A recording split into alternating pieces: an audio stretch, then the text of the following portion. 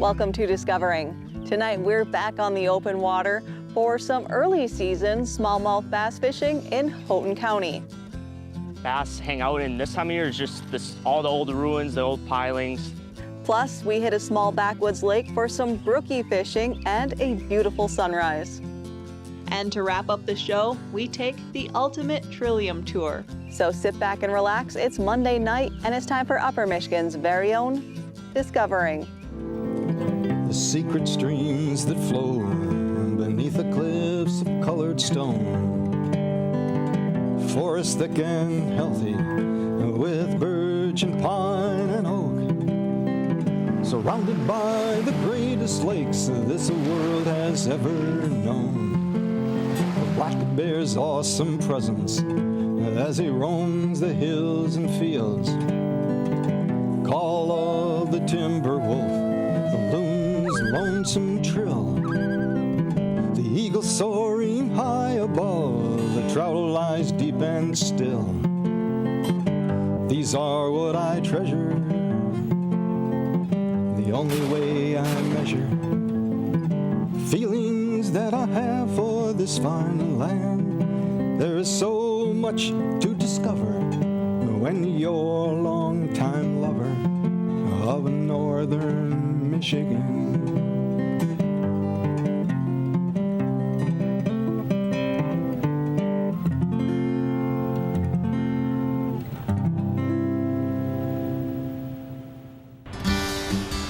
Across the UP, you can find fishing guides for almost every species of fish. Lake trout, walleye, brookies, salmon, panfish, you name it. 22-year-old Connor Backus started guiding just last year, and his specialty is bass fishing. All right, we're on Torch Lake today doing spring smallmouth fishing. The fish are pre-spawn right now, so it's a really fun time to fish. They're up shallow, chewing, so I'm excited to get on them. If the bite stays like it's been, it's gonna be a good day, so I'm looking forward to it. So we're just gonna start out throwing a 3 1/4 inch swim bait on a 1/4 ounce head. That's really my favorite way to target these pre-spawn fish. So just throwing it off drops, and those fish are either up on the base of the drop or just right off of it, feeding up for the spawn. So right now we're in 24 feet, casting up to like 2 and then bringing it down the drop. That's kind of how this whole lake is. It's just really steep, sharp drops. So like you can be 5 feet off the shore, you can be in, 20, 25 feet of water. It's definitely unique, but you get used to it after a while. There was the great debate at the beginning of the day. Do we say where we are fishing or not? The person who owns this house is surely going to know where we are, and the rest of the shoreline pretty much gives it away too. So if you're familiar with the Keweenaw Peninsula, you know we're on Torch Lake. And if you know me, I was fascinated with the old copper mining ruins along the shore. That's what a lot of these bass hang out in this time of year, is just all the old ruins, the old pilings. It gives them a lot of nice structure to hang out on. There's one. Not a big one, but they all fight. Little guy, probably, I don't know, almost 2 pounds, but good start. Get him back. I started bass fishing when I was like 16. I fished on and off my whole life, but yeah, I really started getting into it at 16 and kind of just skyrocketed from there. This year I'm looking forward to kind of building up my client base and, kind of just chasing my dream of fishing for a living, guiding full time. So that's what I'm really looking forward to. And a nice one on the swim bait. Probably another 3-pounder. Somewhere, maybe a little under, but still a nice fish. About the same size as the other one, that just fights so hard. That's why I love smallmouth. They just never give up. I mean, this one's probably not even a 2-pounder and it's fighting like this. That's a little bit better than I thought.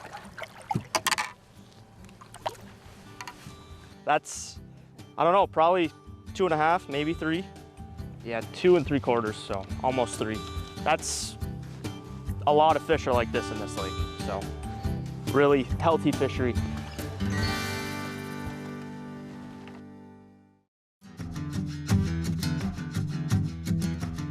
There's one. Drag's really loose.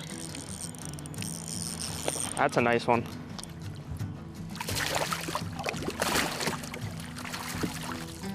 There we go.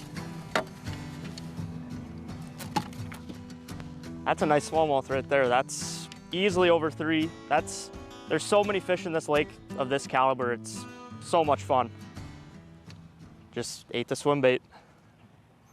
This time of year, yeah, if they're eating the swim bait, I'll stick with it. Just because I like to move around a lot this time of year and kind of fish fast. So this helps me cover a lot of water, and if they're eating it, I'll do it. If I have to slow down, I will. But yeah, this time of year, I like to stick with the swim bait. Not sure what that is, but there's one. Little guy, really little one. But even these ones fight hard.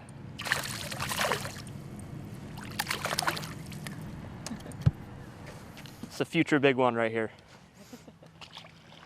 You're not really gonna catch a lot on one spot. You're kind of gonna have to move around to catch a lot, but you know, you can catch a few here, a few there, and before you know it, you're at, 20. So there's pretty much everything in this lake: smallmouth, walleye, pike, largemouth, bluegill, perch. This in Portage is probably like the biggest fishery in our area, so it gets the most pressure. A lot of walleye anglers out here, so the bass really don't get touched that much, which is good. Connor grew up right here in Lake Linden, so you could say he has some home court advantage on this lake. I didn't get bit here yesterday, but I'm just gonna fish it just because I've gotten bit here in the past, so. And we gotta go around this corner anyway, so. Oh, I missed one. Dang. We'd be at like 11 right now. Might come back. I think I stung it though. There's one, big one.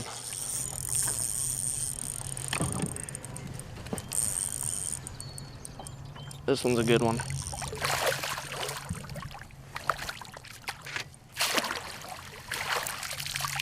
Felt bigger, but still another nice one, probably another 2-pounder. There's so many of these in this lake, it's crazy. They're all like clones, but it's so much fun. Get her back.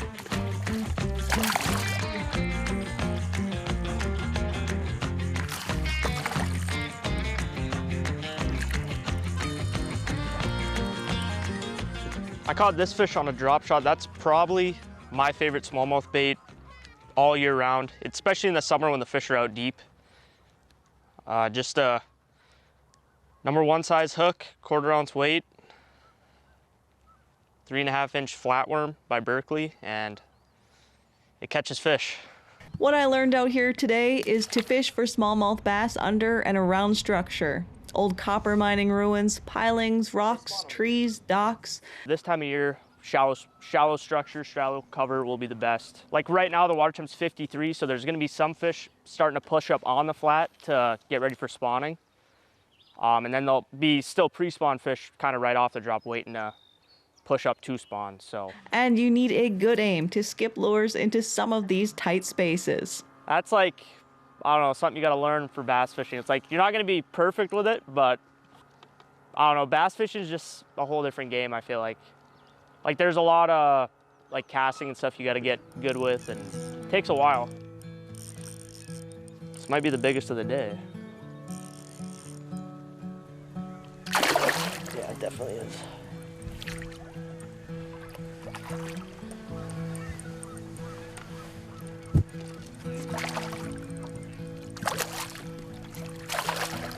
Oh, came off in the net.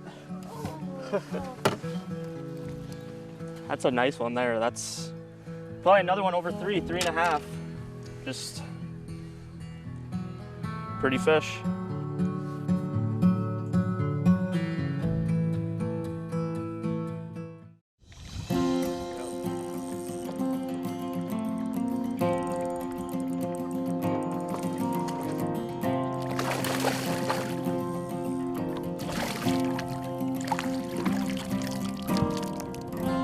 One. Probably another one close to 3.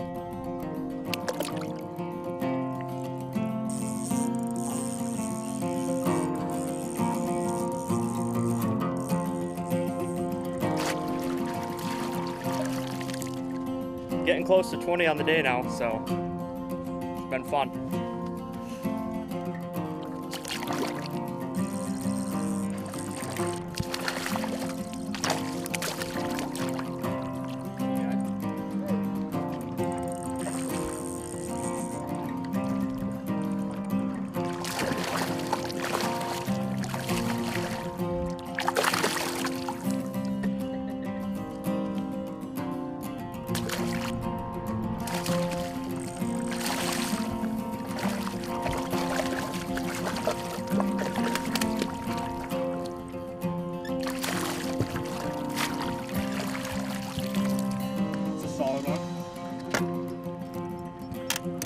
I think that's officially now number 20 on the day, so.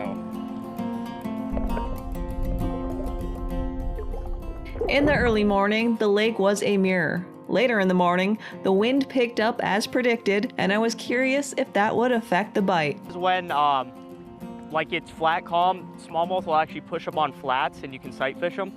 And that's like an all year round thing, unless like the water's super cold. But other than that, it really doesn't affect them too much, so. That's kind of a little secret there. I don't think many people realize that. I think that might be the pike. The big pike? I think so. We're gonna chase it with the trolling motor. Not crazy big, but.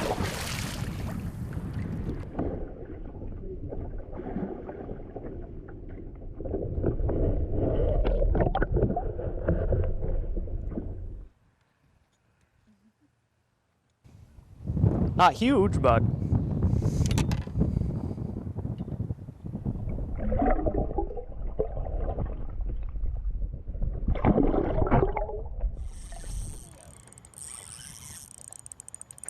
Ooh, that's a nice one. That one was really shallow.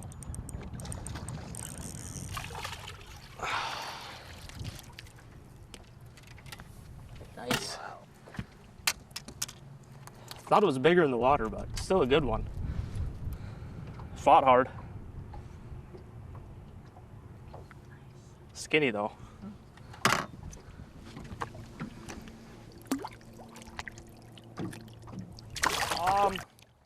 I'd say within like the first quarter of the cast they've been hitting.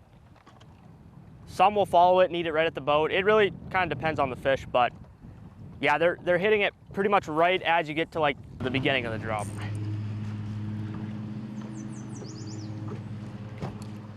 Oh, it's on. It just ate it right there. That's crazy. It's a decent one too.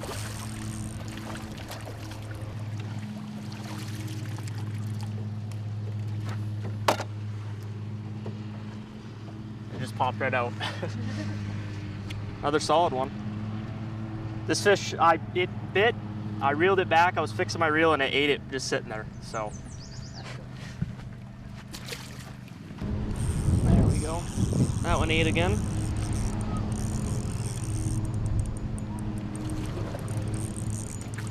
That's a decent one too.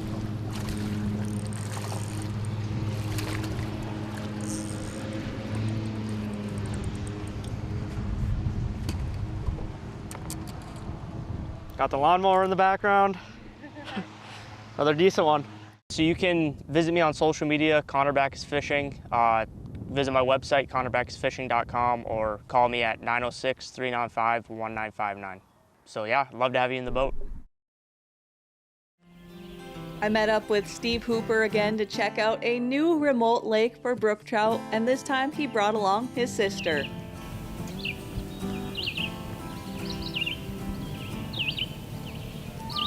We weren't the only ones on the water. A single loon graced us with its presence, and just as I thought this lake seemed a little bit small for a loon, it took off running across the water before it lifted off, circling the lake twice before flying off above the treetops and out of sight.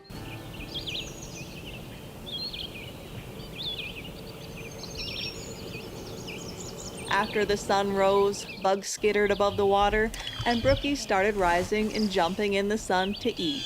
You read through the fishing guide and they kind of all sound the same on paper, and you look at them on a map, you know, and they all just look like a little a little tiny pond in the woods, but some of them, doesn't matter if it's like before sunrise, after, there'll be fish. And then others, it's like you gotta wait a little while, the sun kind of come up, start to warm up the water a little bit, and little brookie.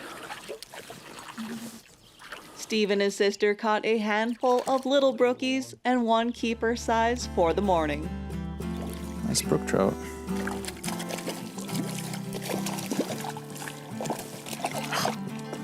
There we go. Yeah, he's maybe 11 inches. Mornings like this remind you why the UP is a spectacular place to call home. After the snow finally melts, one of the first signs that spring is really here is the appearance of something else white blanketing the ground. The great white trillium, one of the earliest blooming woodland wildflowers. These perennial beauties spring up in my neck of the woods of Ontonagon County in mid to late May. Being ephemeral, they only last 2 to 3 weeks. Also called the white wake robin, snow trillium, trinity flower, or large flowered trillium, it is easily recognizable by its waxy white flower with 3 petals, 3 sepals that surround the flower, and 3 deep green leaves per stem. The great white trillium is part of the lily family and is a delicate flower. Most people know it's illegal, or at least taboo, to pick this 3-petaled wildflower. The plant is long-lived, living for over 70 years, but it takes about 17 years to mature, and picking the flower with its leaves can prevent it from regrowing. Great white trillium generally occurs in patches of dozens to hundreds to thousands of individual flowers. Until now, I had never seen them by the thousands. Trilliums grow best on well-drained, rich composted soils in deciduous or mixed woodlands, wooded slopes, large shady ravines, and rocky bluffs. So the hills and bluffs between Mass City and Rockland are the perfect place to go looking for them by the thousands. I met up with Mass City native Dean Jutinen and his cousin Rick Ojala for the ultimate trillium tour. Trillions and trilliums. I don't know how many there are, but there's a lot. And being a beautiful spring day, we took ATVs.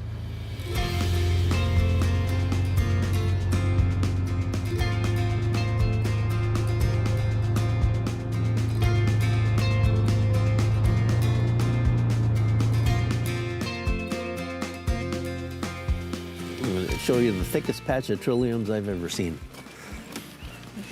These are pretty thick, but not as thick as that really thick patch.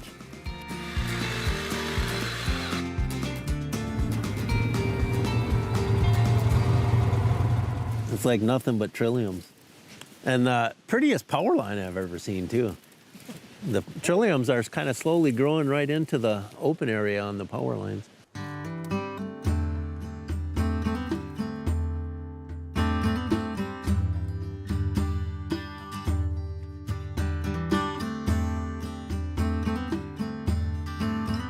Another fun fact I learned while researching, white-tailed deer are also particularly fond of eating trilliums.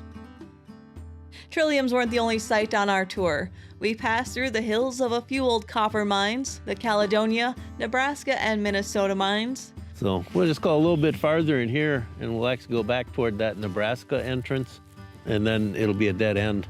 But you can walk over and look at the entrance then. It's a very, very short walk, like less than 100 yards. From here to Mass City, it's called the Evergreen Bluff. And as you can see, the pine trees really like that rocky surface. They find their cracks in the rocks and there's just enough soil for them. And they do really well.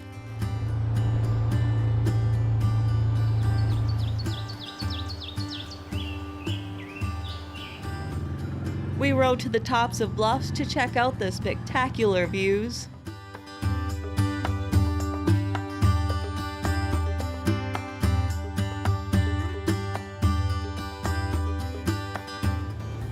Whether you're out looking for wildflowers, mine shafts, vistas, or the ruins of bygone towns, there is much to explore right here in our own backyard. And another sign of spring is white-tailed deer are dropping their fawns right now. So please, stay alert as you're driving down the roads. That's all for tonight, and I hope to see you right back here next week for Upper Michigan's very own Discovering.